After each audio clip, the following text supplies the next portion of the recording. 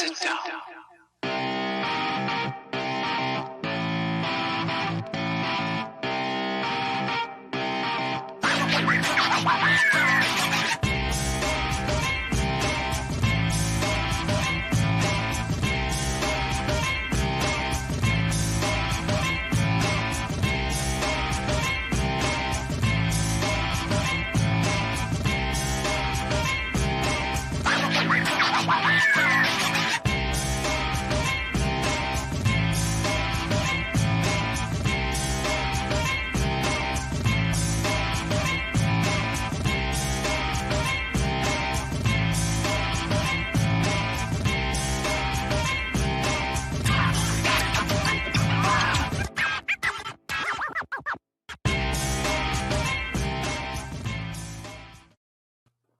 Well, hello, everyone. Good afternoon. Afternoons with Andy. What is going on? Past Master Dan goes live or Memorex. It's live, brother man. What is up? Been a while since you've been on an afternoon stream. It's easy. So, it's just the holidays and stuff. Oh, welcome, American Comics Co. Hail to you. At the holidays and stuff, my schedule's all out of whack. We went to Syracuse for Christmas to visit my wife's family and stuff.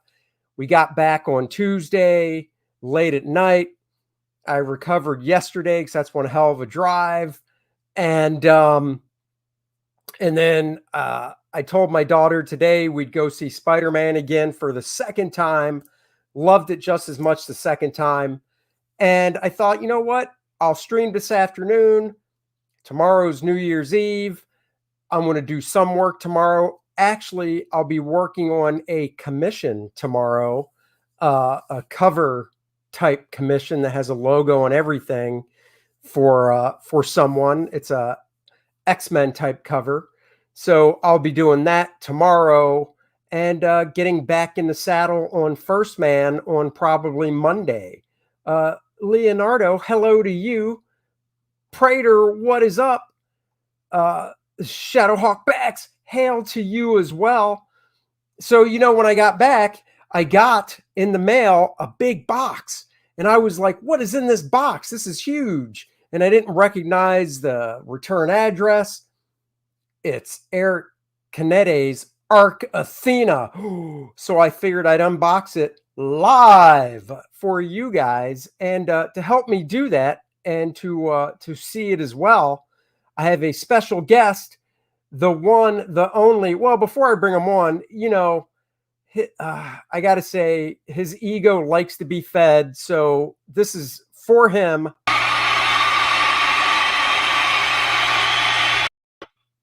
Geez, you get a round of applause and everything. Thank you to my adoring fans. That is literally, it's amazing. Out of all of us that stream on YouTube, I had the technology to actually have the camera turned to my live studio audience. And that's who's watching me out there right now. I know. Well, it makes a big difference. That's what kind of elevates your show above everybody else's, is that kind of that spontaneity, that live studio audience feel. So exactly. That's really cool. Yeah. Exactly. Look, so I got to check this out. Now check this out real quick. Let's see. You bought a microphone? Yeah, I got it for Christmas. Josh got it for me. It's a Yeti. Yeah, they're good. I have you can kind of see it. I have a Snowball is what this one's called. That works well. How groovy is that?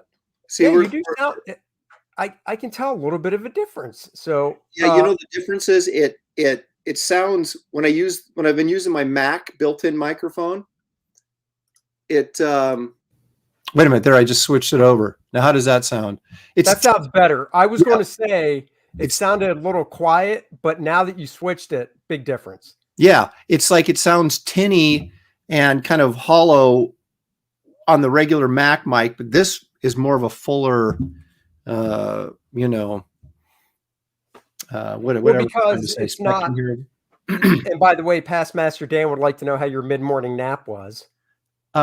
Boy, Past Master Dan, if you were on my show, it'd be happening to you right now. But you'd be getting a he'd be getting some type of kick. He'd be getting blown up. Damn, look at this. Now see, if my house, everybody that watches, and if you don't watch the stream, I'll inform you now, I'm above my garage. My garage is not attached to my house. So I literally have to go outside, walk about 20 feet to go into the house. If I didn't have to do that, I would have Aaron's back because I have that hat, but mine is a slight tan color, not dark brown like that.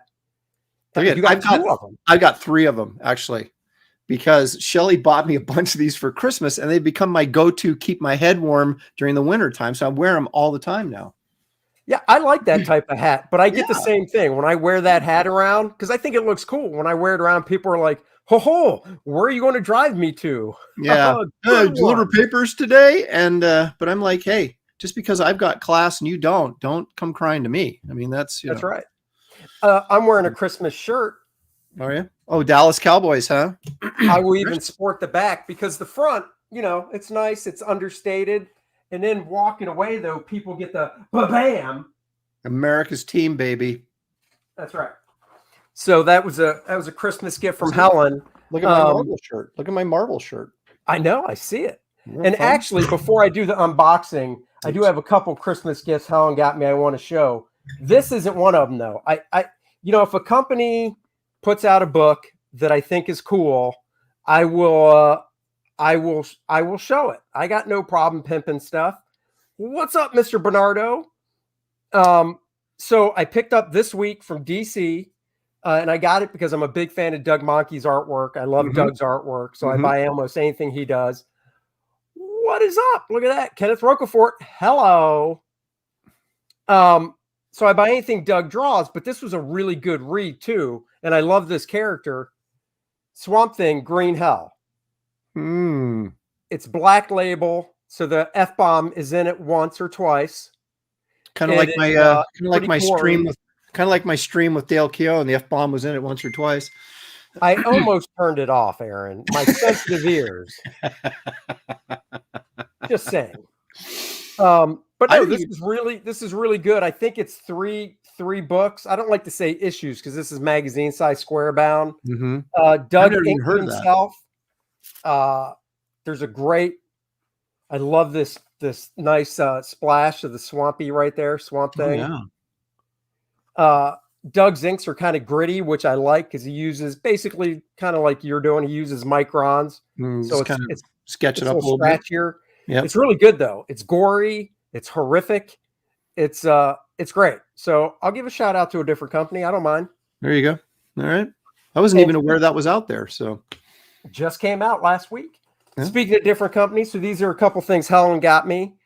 Aaron, how Dan Fraga has mentioned his favorite book of all time is Dark Knight Returns. Yes. And how he has, he's got the original issues. He's got the first trade paperback. He basically says or tells us how he buys all the iterations of it when it comes out. Well, I realized for Christmas when Helen got me this, that this book I'm about to show is kind of like my Dark Knight for Dan. Okay. Oh yeah. Well, that was the first Marvel graphic novel too. Original graphic novel. This is oversized, hardcover. Ooh. And when I say oversized, I'll give you the dimensions. It is it's 9.5 by 13. Wow, that is 9.5 by 13. The originals were 8.5 by 11. The original makes those things, yeah. But this collects in order. It collects the first appearance of Captain Marvel, so Marvel Superheroes 12 and 13. It collects Captain Marvel #1 from 1968, and number 34, which is the fight he had with Nitro where he gets the cancer. Yep. And then it collects Marvel Spotlight from 1979, #1 and 2, which came after the book ended. Right. And then it ends with the death of Captain Marvel. Right. No, so Pat Broderick did the yes, he did. What did you just say that the not Marvel Premiere, but Spotlight 1 and 2, those were Captain Marvel issues that Broderick drew, right? Yes, they were. Yeah. And unlike other stuff Marvel puts out, none of this stuff is recolored. So it's all the flat color. Awesome. It's just on glossy paper. So the whole book length is 182 pages. And I did, because I have all these single issues. Yeah. You know, I have, I have every single issue that's collected in here. I have the original, graphic novel that came out in 83. I've got the trade paperback, Death of Captain Marvel. So, and I've got the reprints that Marvel did back in 80s as well. And I realized when I got this, holy crap, this is like my Dark Knight Returns, that I just love this so much. So I don't think I ever actually bought the original graphic novel of that for some reason. I don't know why, but I don't have it. I need to go back and get that. It's, as long as you're not looking for a first printing, it's pretty cheap. Yeah. And then the other book she got me, which is the same size, dimension wise, is the giant size X-Men. Now, Aaron, I don't know if you know what Marvel did last year, but well, first, this book reprints, obviously, Dave Cockrum's giant size X-Men. Sure. Not recolored. But then what Marvel did last year, because it was an anniversary year, I guess, for when the book came out, they hired a different artist to draw every page, and they re-put out giant size X-Men #1, and every page is drawn by a different artist. So like Alex Ross, I'll start it. So there's the cover. This is by A.D. Granoff. So they basically redid the comic with just new art, but they used the same script and dialogue. It was up to the artist if they wanted to use the exact same panel and page layout or not, or if they wanted to just make it their own. 95% of the artists stuck to the original layout. Right. Only a couple guys were like, that's nice, but I think I'll just treat it like it's a typewritten script and do it myself. So it starts off with a bang with Alex Ross, splash page, nice. And then Kevin Nolan, page 1. Oh my goodness. Wow.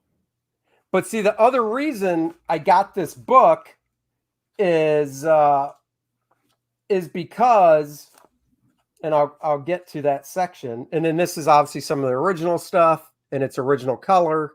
Mm-hmm. But it also has, after the stories are told, it has an interview with Chris Claremont, which is pretty cool. Yeah. I mean, it's hard to imagine Chris Claremont was early 20s when he wrote this. Yeah. Yeah.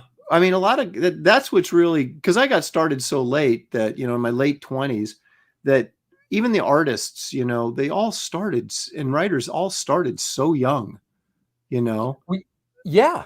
I mean, that's the thing that killed, we've talked. I started when I was 21, which I didn't think was old by any stretch of the imagination. I actually thought, I'm getting in pretty young. And then you've got those few guys like Joe Madureira and stuff like that were like 17. But when you go back and look at a lot of these guys, a lot of these guys were around 21 to 26 when they broke in. Mm-hmm. But this is what the book does. I thought it's cool because I love the process stuff.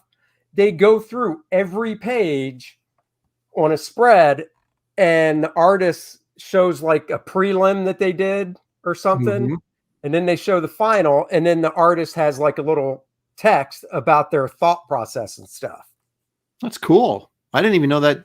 See, I don't know. Maybe I should leave my house more often, but I just have no clue that this stuff is being produced. This is really cool. So that's the original. That's the original.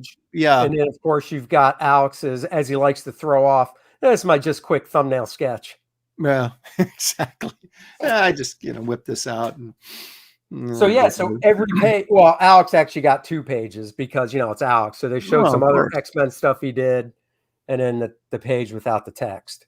Yeah.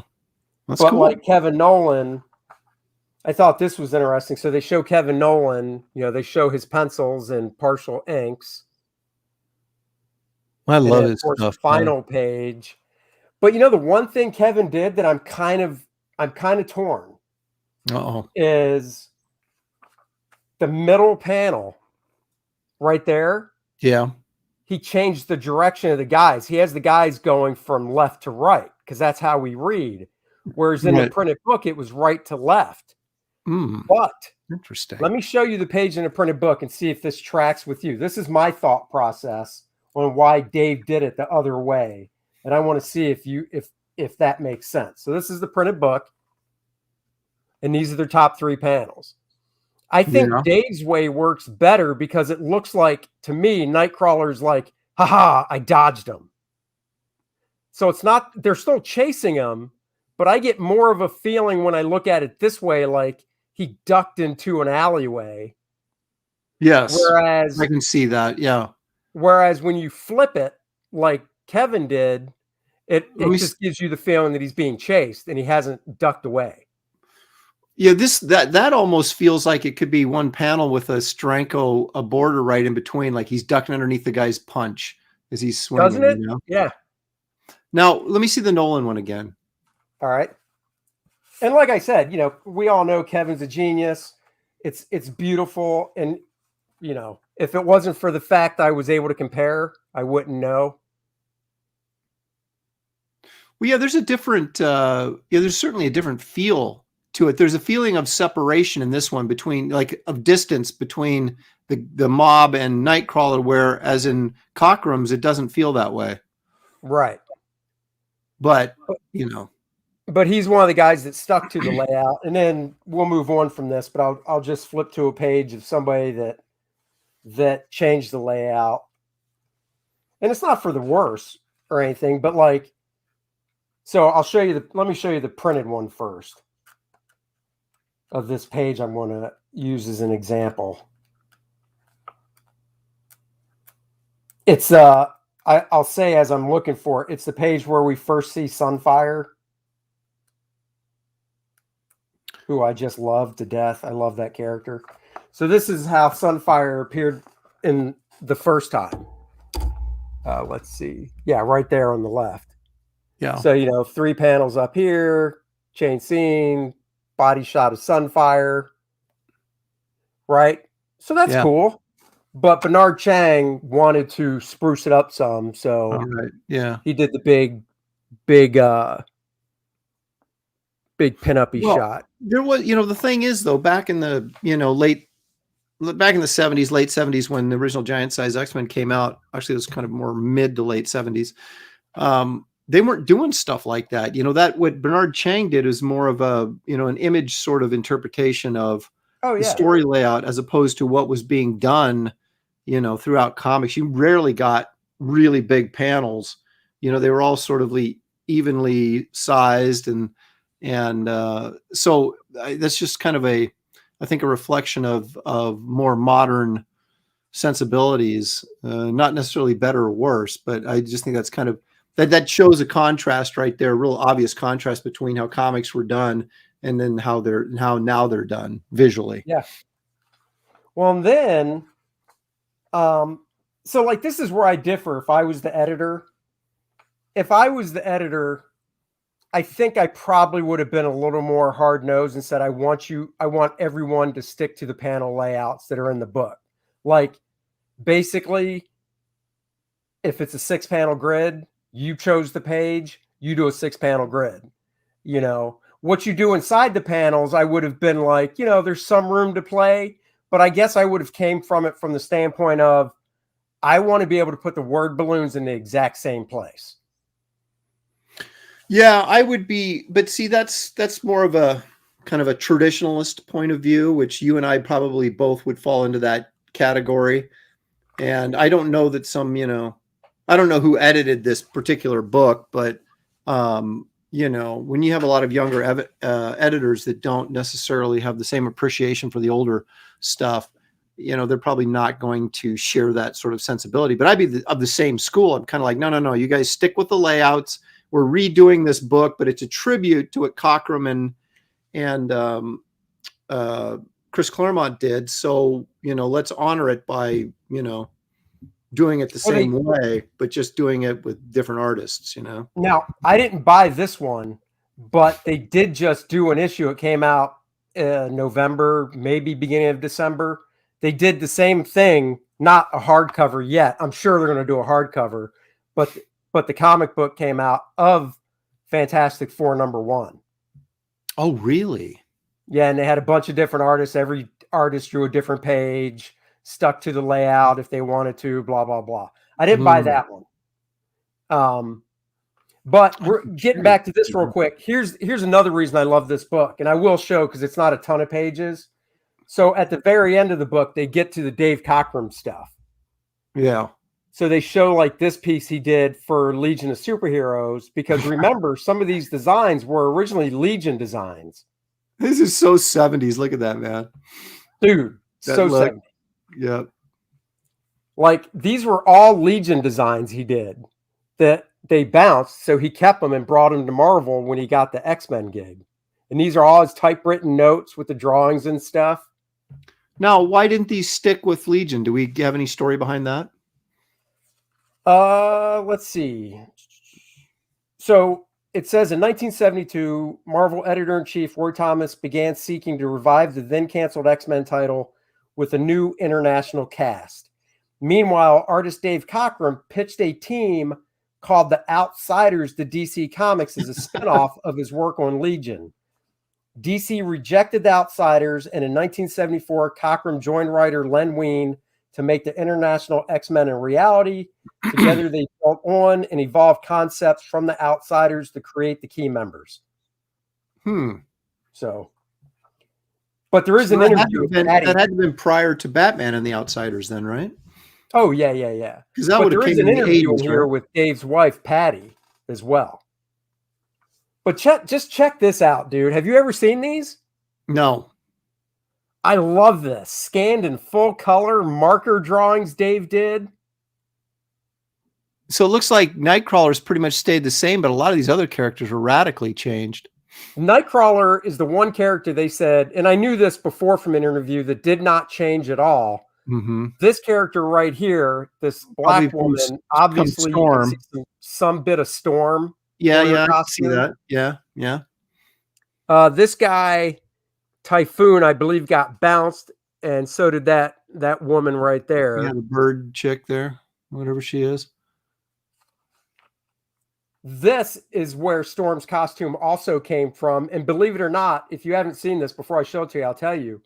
Storm's costume originally was a character Dave created for the Outsiders named Black Cat, and her power was she could transform from a human to part human, part cat, all the way down to a house cat.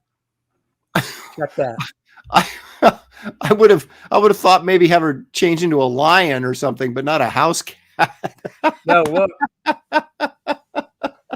That's sort of like minimizing your power, isn't it? But I'm going to turn into a house cat. But dude, that is Storm's costume. Oh man. Yeah, absolutely, it is. Yeah. And then on this side, they thought this chick with the wings was a little too much. Yeah, kind of creepy. Yeah, too creepy. So they bounced her out. I can't remember what the deal was, because I'd have to read these captions again. What the deal was with that guy. Let me just see. It says Dave Cockrum's character concept for Vampire. That was the chick's name with the vampire wings. Mm-hmm. Says, while compelling, Vampire's frightening appearance and good-natured personality were too much like Nightcrawler, so they bumped her for Nightcrawler, basically. Yeah. Makes sense. Oh, this was, hold on. This was Thunderbird's original design. Right there, huh? Yep. Wow. And they bounced it for the more of an Apache look. Well, it makes more sense though. You've got an American Indian character or indigenous peoples, or however, whatever the politically correct terminology for that is. You'd want a costume that sort of reflected that, I would think, the heritage and everything. So, I agree. Have you seen the new design they're doing with them? No. Oh, do I have a treat for you? Good, bad, or horrific? It's I'd say it's vomit inducing. Okay. But before we get to that, check this out. This is one of his first redesigns for Marvel Girl before she was going to become Phoenix. So that was always intended to be Marvel Girl right there. This one, yeah. Yeah. And then down below are some of the Phoenix designs. The Phoenix designs are pretty much what he kept with. Yeah. Oh, that's cool. And then, of course, he did these how to draw things for the different artists. Right. So there's the Nightcrawler how to draw thing. I love these, man. Awesome. What I'm about to show you, I wish they had enough room in the book to do full pages for every one of these. Oh yeah, the turnarounds. Yes. Oh, those are awesome. Oh my God, they're so freaking cool. And then, of course, there's a Foom cover he did. I remember Foom, Friends of Old Marvel. And then other than that, it's just, oh, here's a nice pencil drawing of Storm. Nice. Yeah. So this was like, this book was just such a thrill to get. Oh, and then in the back, they do have a few scans of their original art they pulled from Heritage. That's a cool book, man. I'm going to keep my eyes open for that FF book because that is a great. I'm not a huge X-Men fan. I never have been, but I would love to see that what they do with that FF. And I got to say, Amanda, had nice comments about my hat, which I have to thank her for. So thank you, Amanda. Thank you, Amanda, and thank you for joining the show. I did put those comments up. I will hold on. Before I do the unbox, everybody's like, damn it, you say you were going to unbox something, Smith. What the hell? But before I do it, I have got to show Aaron this this costume design. No. This isn't going to be as bad as the European Santa commercial, is it? That you had to show us? No, well, I mean, I don't think so. I'm scarred for life, man, after seeing that. All right, here we go. I'm sharing the screen. Okay. Drum roll, please. We are about to see Thunderbird's new design. Da, da, da, da, da, da, da. Oh, damn it. Hold on. Let me share the screen again. I don't know. Every now and then I don't know if that ever happens to you. Every now and then it does that crap. No, I run a real professional show. Oh, you bastard. Gotta be. There it is. What is that? So you remember, this is what I like to say about this costume. One, on Andy's show.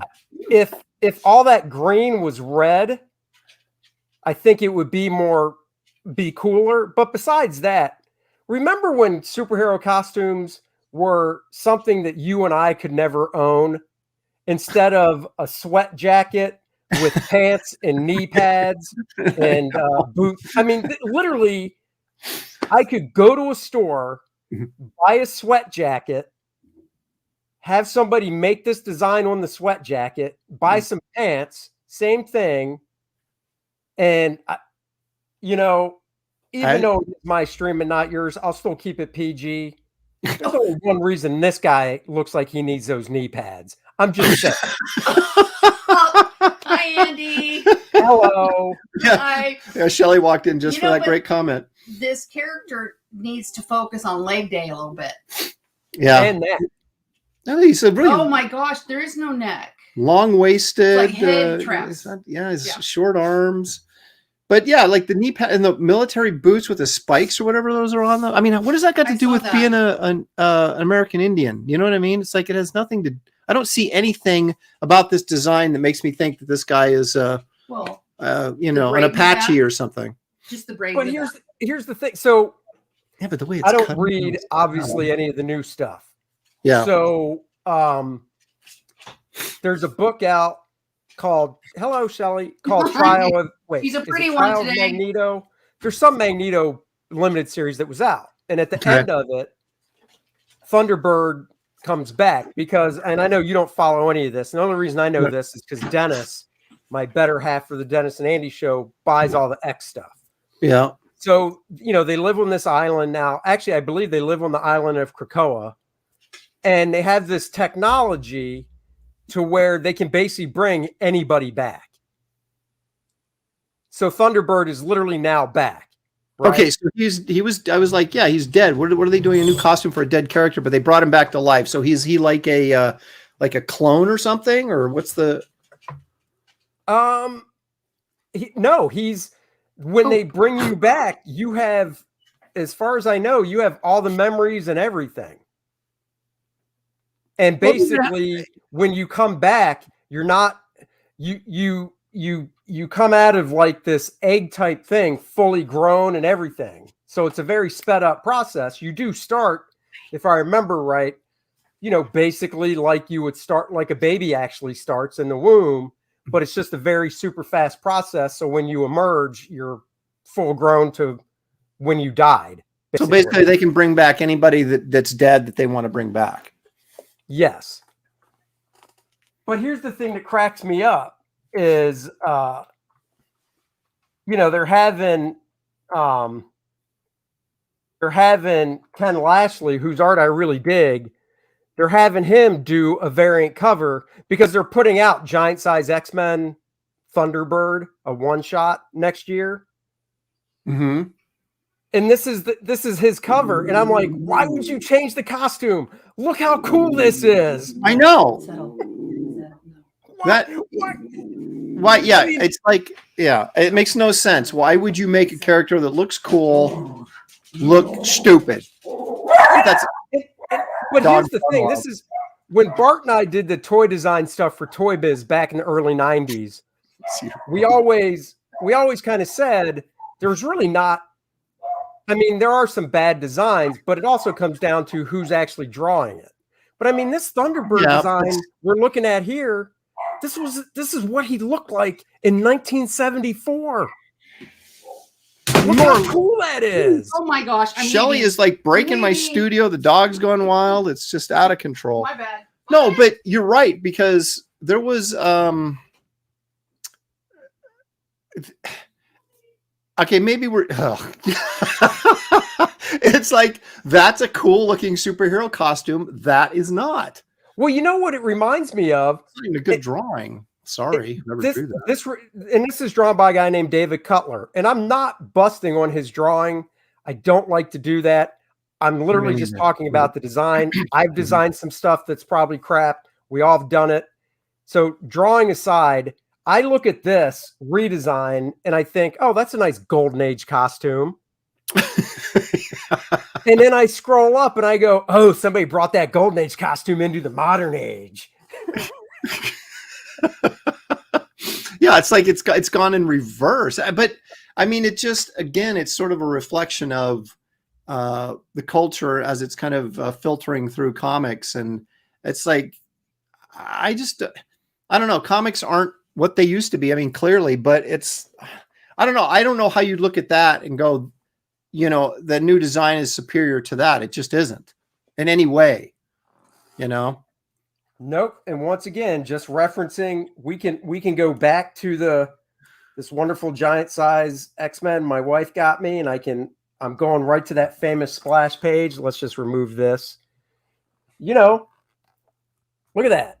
Look at that gorgeousness. Yep. It's just maybe there's just this kind of, again, I've been out of the mainstream for almost 2 years now, but so maybe there's this kind of prevalent sort of, we want to put that's retro, that's not cool anymore. We need to go in a totally different direction with all of our superheroes. But I don't know. I mean, you and I, we like what we grew up on, like which most people do. But I don't, when you sort of like, when you humanize a superhero too much, or what do I want to say? Maybe make him look like an average Joe too much. Well, it kind of defeats the purpose of him being a superhero, right? Well, that goes back to what I said before about I don't want to see the Avengers walking around Avengers Mansion when they're not on a mission in T-shirts and jeans. Yeah, who cares? I want to see them walking around in their costumes. Well, that's what they always did, right? I mean, that was right. Just like, and we accepted it. It was like, even like when you had like top tier artists like Steranko or whatever, when he did those 3 Captain America issues, right? And everybody thinks Captain America's dead, and Rick Jones is trying to be the new Bucky Barnes, and he's all distraught, and they have the old Avengers hanging out. I mean, getting ready for the funeral. They're all in costume. They're not like wearing ties and stuff, and black ties. They're all wearing their costumes to go to this Cap's funeral. And you don't even think anything of it, that's kind of expected. Yeah. And now we've got all these people, you try to bring too much realism into a fantasy world, and then suddenly it takes out all the charm and the excitement of superhero comics by just making them all average Joes who every once in a while put on this costume and go out and do something spectacular. And that's where I think, Marvel and DC, when they do that, is messing up because look, in the first Avengers movie, when they were in the helicarrier and they weren't suited up, I didn't think twice, like, man, they should all be in their costumes. It was cool when they said, Cap looked at Iron Man and were like, suit up, whatever, because we are literally looking at real people.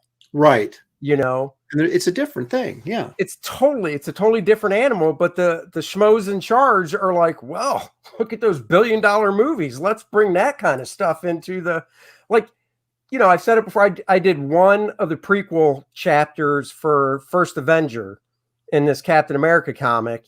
And I was lucky enough in my prequel chapter to draw Captain America in costume twice. Mm-hmm. And it was in the costume he wore in the First Avenger, right? I was glad I got to draw Captain America in the 11-page story somewhere. But at the same time, after I drew him, I was like, oh, because of the straps. And you remember how he looked? Yeah. It's like, difficult. Man, I don't have to draw this every month. Well, I mean, that's the thing. It was like, I don't know. I mean, I kind of get it because I think Brian Hitch sort of with the what was that line of books that they were doing? Marvel, huh? The Ultimates. Yeah, the Ultimate line. When he was, he sort of still took the superhero motif, but then sort of kind of made it more functional and real. Like, hey, if someone actually was Captain America, this is what their costume would look like. And that's what they did in the movies as well. And that was fine. I mean, but they're still wearing costumes, and I just, as an artist, I prefer the sort of Gil Kane streamline where you're drawing, well, kind of like First Man, right? Where you're drawing this naked figure and you're just kind of painting on a suit over the top of it. I don't like all the extra baggage and stuff because it breaks up the flow of the figure. And that to me is what this is all about. The fun for me is figure drawing, not accoutrement drawing, Right. So, all right. So, Bailander, great question. I'm going to do it right now because I realize we're 37 minutes in.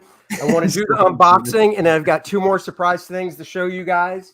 So this is the box my Arc Athena came in. Aaron's probably going, that box is huge. Isn't it a comic book? That's a huge box. It is. But let's look at the gloriousness. So this is the main thing that I backed.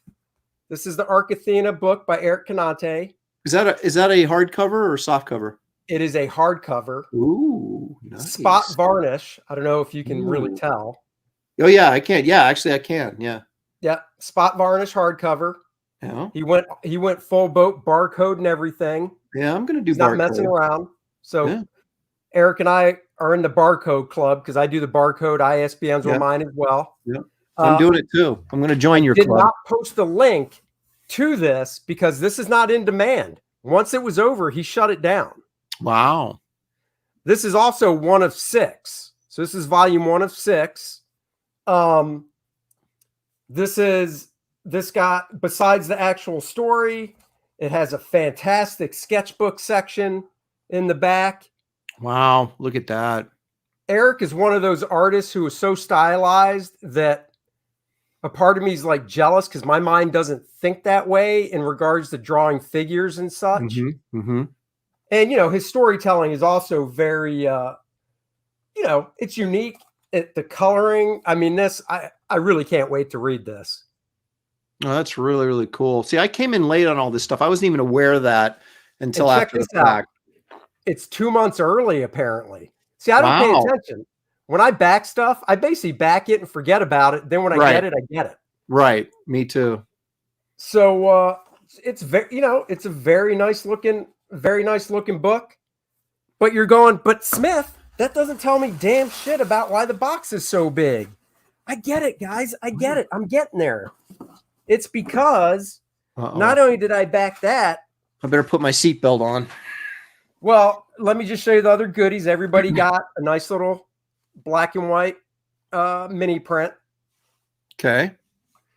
This is I think I want to say it's actually Eric drew his character on the as you're looking at the screen, the right, and on the left, I believe the creator of it's Common America. I believe that's his art. And then you know, a little pimpin' postcard here for a project by you know, Iconic Comics. Maybe this is who I believe Eric is teamed up with, I believe. Okay. But this is what I really wanted. The 11x17 black and white artist edition. Oh, so he made that part of the campaign, huh? It was a separate tier. So I backed the tier that got me the book and this 11x17. Oh, just man. like every other artist edition, except it's, you know, it's soft cover, scanned right from their originals to see all the great grayness and stuff. This has a barcode on it too, and just so everybody knows, I assume. So, like Aaron, you said you know, nice wraparound cover. Yeah. You said you missed it. I'm going to assume that he's selling these on a website or something because of the barcode and stuff. So, for instance, this book right here, which I don't know if there's a page count. Does that just have the art? Does it have all the art in it or just some of it? Oh, no, it's the whole book. Does it have the word balloons and stuff or just the black and white art? Just black and white, no text. Okay. So it's the whole book. So I believe I'd have to go to the campaign page, and it has the only extras this has is it has a deleted page, which he's calling a deleted scene, which is fair. Deleted scene. Yeah. Next to it's the cool shot of that. I love that drawing of that, the main character. Yeah. So it has that. Really cool. It does have his website on the back and arcathena.com. So you might be able to buy him there. So back to what I was saying. This book is $50. How much? Here. 50. Okay. And then the hardcover actual graphic novel is 40. That seems reasonable. How many pages is that? I'm curious if you know. Let me look. Like I said, I don't have the campaign open. And unfortunately, I don't think he does not do page numbers, but it looks like it's 64. Probably. Yeah. Yeah. I'm thinking it's 64. If anybody in the chat knows.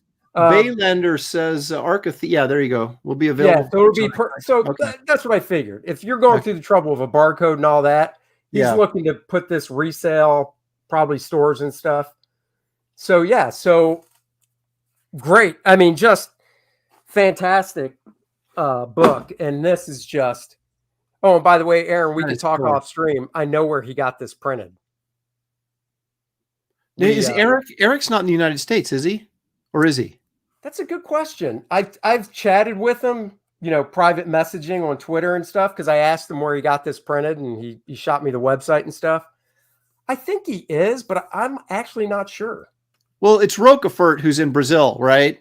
Kenneth, I think, is actually in the chat, isn't he? Oh, I thought Kenneth was in the States as well. Why did I think he was in? I don't know. Yeah, no, I thought Kenneth was in the States. I'm not sure. Kenneth, if you're listening, Kenneth, you want to give yourself up. Go ahead. Yeah. Oh, he's in the States, but who are you talking about? Canete or? Well, both now, because I don't know. Yeah, he's in the States. That's what I thought. Eric's in the States. Yeah. Okay. Yeah. Yeah. Kenneth is in California. That's what I thought. Okay. Yeah. Why did I think he was in Brazil? I don't know. Yeah.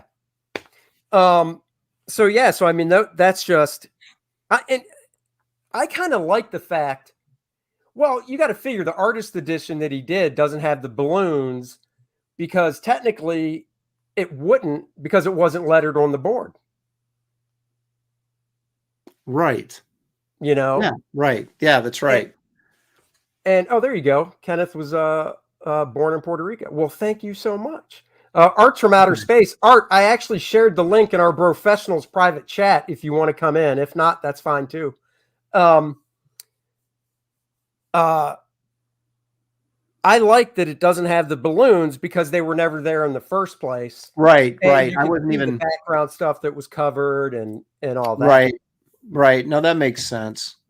I'm always nervous about doing something like that oversized artist edition, because there's a certain amount of people that just love that stuff, and I'm one of them. But they're so expensive, and it's kind of like, man, how many people would actually order it if you offered it, you know?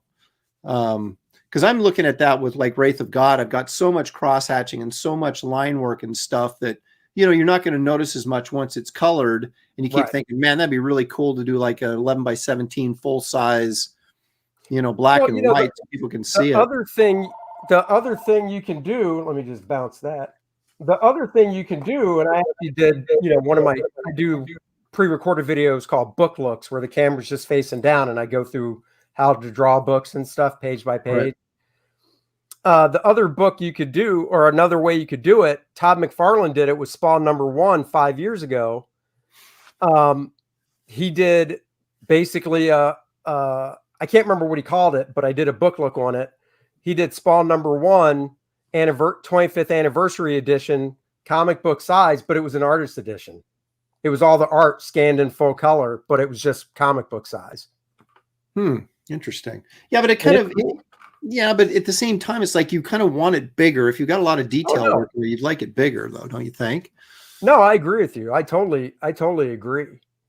Oh, I love this. So you must have got it as well. I don't know how I'm going to store it, but it's the coolest thing. Yeah, I've got lots of those artist edition actual hardcover books, and they are a pain to store, but they're awesome to look at. So, yeah, I've only bought a couple of them. I got Buscema's Silver Surfer, and I've got the Wrightson one, and then the Rocketeer, the very first one they did, Dave Stevens stuff. The Rocketeer, I'm so glad. You know that's coming out again in April. Yeah, I saw something about what is that exactly? Is it just a reprint? Yeah. Who's doing it? Because it sold so well. So that's one I'm actually thinking about getting because that's one I don't have is the Rocketeer. Well, I always looked at, okay, for example, when you buy those artist edition, I always looked at the artists and said, okay, is this an artist that I'm going to be able to see something different if I see it blown up or not? And with Dave Stevens, all that real fine brushwork and stuff, you think that's something I want to look at big. Now, Walter Simonson, as much as I love his stuff and love Walter, I didn't get the Thor one because his stuff is so bold and it's not like a fine detailed piece of work. So I didn't really think that spending the money on that oversized edition would reveal anything to me artistically that I wasn't seeing in the original comic. So I always that's sort of how I, judge. Well, see, that's one thing because they do the smaller ones called the artisan editions, right? Who does? IDW does they do the smaller versions of the big ones? Oh my God. Aaron. I tell it, dude, I am just like, I don't pay attention to anything. Hold on now, because you brought up, well, actually, I'll show you this one. I have 3 of the smaller ones. This is one, Steranko. Oh, the Shield ones. And these are only $40. So what size is that? I'm going to tell you. Okay, that's bigger than comic size, obviously, but it's not. 8 by 12. Okay, so it's basically 8.5 by 11, a little bit bigger than 8.5 by 11. So that's a good size. So basically it's the same thing as the artist edition. It's just a smaller version in paperback. Yep. So it's more. And I've got the Beta Ray Bill Thor one by Walt. I've got this one, and I'm trying to remember and I've got the Mazzucchelli Daredevil stuff. But dude, just one of my favorite. Let's see. I tell you what's great about the Steranko one. He used so much Zipatone and stuff. Just like look at this page. Oh wait, that's not the one. Hold on, sorry. I love this freaking apartment, man. Yeah, it's like, man, that's like so like 60s, cutting edge 60s looking stuff at that time, which would have been considered like, the sort of. Oh, Joe, actually, I've got 4 of these because I have this one as well. I've got the Kirby Fantastic Four one as well. Oh, wait a minute. Is that? Oh, geez. See, I should go to IDW and see what they're actually publishing because I haven't even kept up with any of this stuff. That would be cool. I got this one and the Kirby Fantastic Four one for half off. Like that size. Yeah, I got this for $20. No kidding. Where? Off the site, off the website? I got this from Amazon used, Okay. Yeah. and then I got the Kirby one, Fantastic Four one at a convention. Guy had it for $20. Jeez, man, I gotta look. I just have, yeah. Check I am this out. so like uninformed. It's ridiculous. Let's test your memory. Oh, okay. Because I actually don't remember which one of those covers was the printed version. Oh, the one on the right as you're looking at the screen. This one? Or no, the other one. That one. That's I've got that comic. I got it near mint, baby. Yeah, but dude, I never knew about the other version. Well, I mean, it's funny. They're showing. Hang on a second. I got to open my dog's scratching at my door. The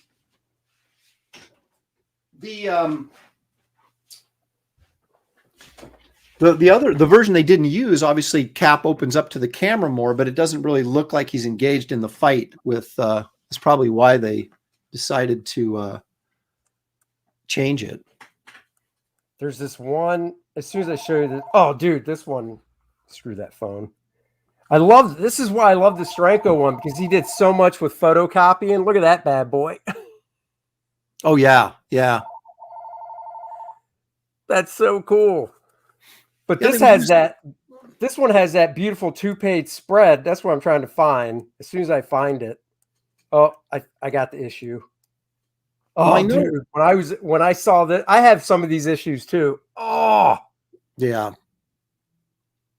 Just look at that. Yep. So yeah, dude, you gotta get some website going on. Yeah. I have no excuse. I know that Scott Dunbier's working on, or has been forever, trying to get those 3 issues of Captain America that Stranko did, but Stranko's, I guess, being very, very difficult in terms of the design and how the look of the book, and it's just sort of like, Scott's just like, it's never going to happen. It's never going to happen, so, which is kind of a bummer, because I would love to get those Captain America issues he did in like a big artisan's edition. That'd be awesome. So real quick, last few things. My wife got me this for Christmas. It's she got it at like this craft thing. It's made with just typical, it's steel, it's nuts and bolts, and it's just a dude at a drafting table. I think that's hilarious. That is great. I love that. So she bought me this, and then she got Courtney a Millennium Falcon made out like the same stuff. Dude, I was at a show in San Jose, and there was a guy, I don't mean to steal your thunder, but there was a guy who was doing like nuts and bolts, like robots and creatures. Oh, yeah. And I got this like robot thing. This was in like, it was San Jose. I can't remember if it was which San Jose show it was. The guy had a whole table. He had like a Predator made out of nuts and bolts and different things like this. But I just thought this little robot dude with the little jetpack thing there was really cool, so I picked it up. But those are really cool. That I would love to get like a little artist thing like you got there. That was really cool. That was cool. And then, so 2 last things. So this, people will go, Smith, you've already showed it, but there's a caveat to this one. So it's the bust, right, a First Man, right. However, I went back to the guy that did the 3D print. And if you saw me on the first stream where I showed this, the one I got was 5 parts. It was the torso, the head, the arms, and the base, and I glued it all together. Right. And then I sprayed it white so I can paint it. I primed it. Right. I went back to the guy and I said, could you print it as one piece? He goes, sure. So this is one piece. Well, why did he print it? If he could print it, okay. So why did he print it in 3 pieces to begin with? Why didn't he print the whole thing in 1 piece? Well, it was 5 pieces. And the reason he did is because the sculptor I worked with, the digital sculptor, sent me the file where it was separated into 5 individual files. Okay. And the sculptor was like, it'll come out better if these are printed separately. I was like, okay. So I asked the guy, I said, could you print it as one? And he goes, yeah, I just have to use a specific program to put all the files together into one master. So that's what this one is. So you basically, you did the drawing. Did you do like a turnaround for this and then send it to the sculptor? Yeah, here, I'll show it to you. I thought I showed you this. You may have, but you know what? Hey. Well, it's It is in that the First Man Program book. It is in that, but I'll show it to you. Hold on, just so everybody else can see it, because I know you have that, but this is so everybody can see it. Well, yeah, but it's still sitting in my read pile. Dude, I get it. My read pile right over there. This is what I sent him. Oh, okay. So you didn't have to do that. You didn't have to do that much work you didn't have to do that much work for the design stuff to send to the guy I mean, that's not bad. This is it's a pretty basic turnaround. But that's not how it starts. This is how much I learned about 3D stuff. This isn't how it started. This is the new surprise I want to show people that I just got in the mail as well. So I had him print that as one piece. Well, I said, you know what? Let's print this as one piece. Oh, cool. So you did a full figure one too? That's just it, Aaron. This is how it started. The guy sculpted this first, right? And then, and here, I thought I probably didn't do this on I know I did this on a stream, but you haven't seen this, so I'll show you. So the guy sculpts, I'm going to share my screen again. This is what he originally sent me. He sculpts it as a full figure, just standing straight up and down first. I went in a drawing program and redrew over top to make the anatomy look more like mine. Right. So I changed the abs, the trapezius, the shape of the arms, the legs. I mean, you can see what I did. Right. And then in red, I adjusted the costume because he had the costume wrong. So I send this back to him, and then in ZBrush, the sculpture program, once he tweaks one half of the anatomy, since the halves are the same, it automatically does it to the other side. Oh, okay. So okay. Wow. So then after he does this, let me remove this. After he does this, then he poses it.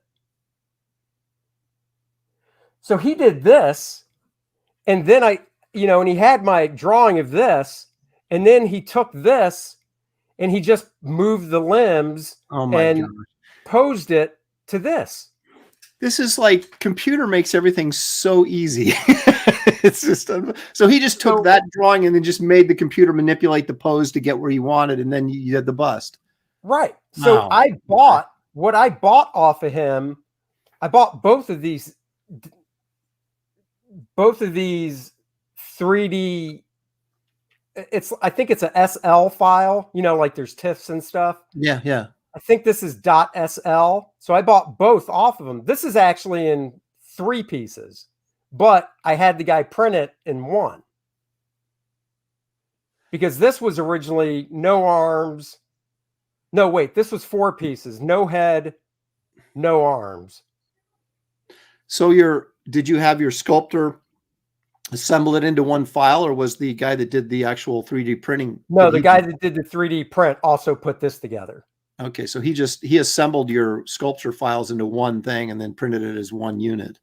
Yeah, and it's hard to tell, but all the lines are there. So when I paint them, you can see the costume lines, can't you, on his back? Yeah. Oh yeah, there it is. Came into focus.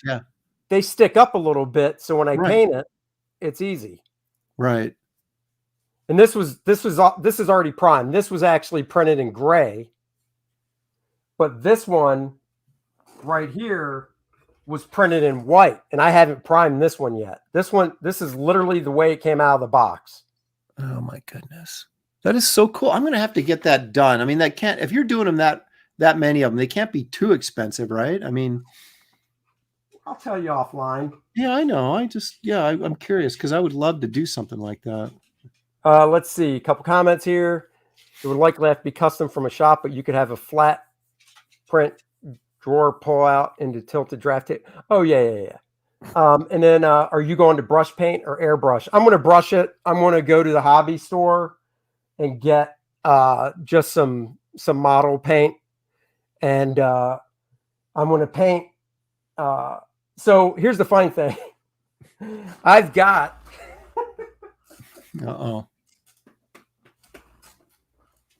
This was the one I glued together. Okay. So I haven't glued him to the base yet. He was originally gray, so this is all primed up. Right. Now, did you have to fill in was there cracks or anything you had to fill in with, Well, plaster you or can see the goop? joint. See right Okay. there? Yeah. But I'm not going to worry about that. And the head's glued on.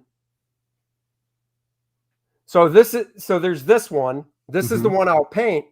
But I worked with 2 different printers because I want to see the difference. 3D printers. So this is from another 3D printer, and this is the color this one came out before I prime it.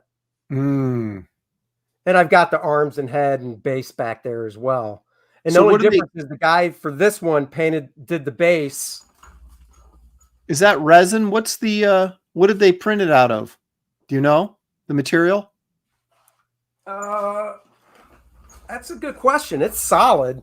The base for this one I actually had him doing black, so I wouldn't have to paint it. So I don't know, resin maybe. I mean, I do some sanding to it, like you can see back here. If it gets into focus, I do a little bit of sanding right here, smooth things out some. Wow, that is so cool. It's so this so is easy. a very good question. It's so amazing. When do we get our first man sculpts? That's why I'm doing all of these, because I'm actually having the guy that printed this one as one piece is printing me another one that's 4 inches tall. How tall is that? This one is 7 inches tall from bottom to top of head. So one about half that size. Yeah. So, and then what I might do is I might put them up on my website for sale. And then if somebody orders it, I would just tell them this is how they get it. They'd have to paint it. I'm not painting it. Yeah. Right. Right. But if somebody ordered it, they would get it like this, and it would be about a 3-week turnaround time from the time they placed their order to the time it arrived at their house. So basically, you would put it up on my website. So you'd print these to order, basically. Yeah. Nice. And I probably offer both. So if different price points, but that's what I got to figure out still. That's why I'm playing it close to the vest right now, is because I got to figure out the price points and stuff to make it worth doing. Yeah. And everything. So those are cool, man. You're Dan asked me who sculpted that. Dan, send me a direct message and I will inform you of who sculpted it. I think, hold on, let me see if I don't know if I saved this one thing the guy sent me. The guy sent me something else too. I just don't know. Yeah, this guy also did a sculpt for Joe Bennett, of Joe Bennett's character. And it's in an action pose. And Joe painted it up and stuff. So the guy sent me a photo of it all painted up. Man, it looks just like Joe drew it. Really? That's cool. That's why I wanted this, because I wanted to see what my art looks like in basically 3D. Yeah. Well, no, they did too. I mean, that's the thing. Especially, you can really tell on the full figure that it's done like you draw the anatomy. Like the calves and everything. You got like the really huge calves and the big, that's totally like an Andy Smith drawing right there come to life. I mean, that's so cool. I mean, Aaron, look at that butt. Oh yeah. Don't you wish we all wish we had butts like that? I tell you. So there you go, everyone. We did the unboxing. We've gone for an hour. I don't like to go much longer than that. Plus, I know Aaron's busy. We've gone for an hour. We did the unboxing. I'll show those again. So for people just joining, I unboxed Eric Canete's Athena. I got the hardcover graphic novel. I got the 11x17 black and white artist edition, which shows all his art in beautiful black and white, scan full color.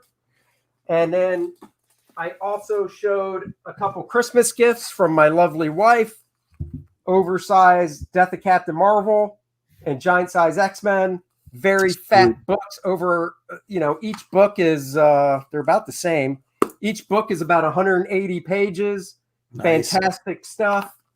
And I gave a shout out to Doug Monkey's new project, Swamp Thing, The Green Hell.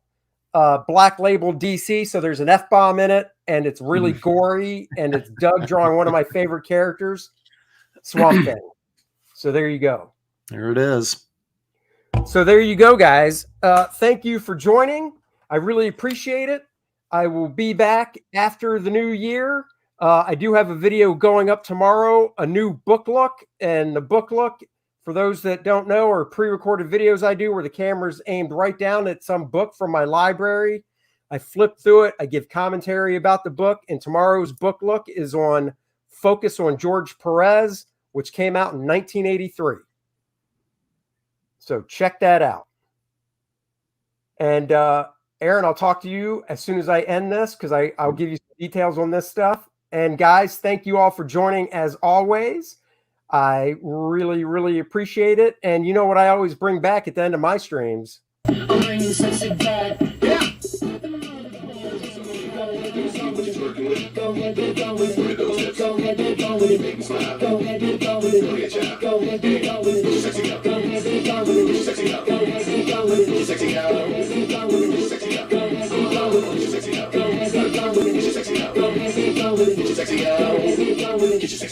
I'm bringing sexy back. Yeah. The mother boys don't know how to act. I'm bringing sexy back. Yeah. The mother boys don't know how to act. Luke Henry, after kicking Monarch's ass to the depths of space, is back on Earth, and now he's looking to save the world from the Fourth World Foundation. Sure, he had help from Penumbra before, but she's not helping him this time. He's got to face it on his own. Look at these four people. He's coming for a villain known as Adonis. He'll do it. You'll be there. Back it now. First Man 2, Learning Curve.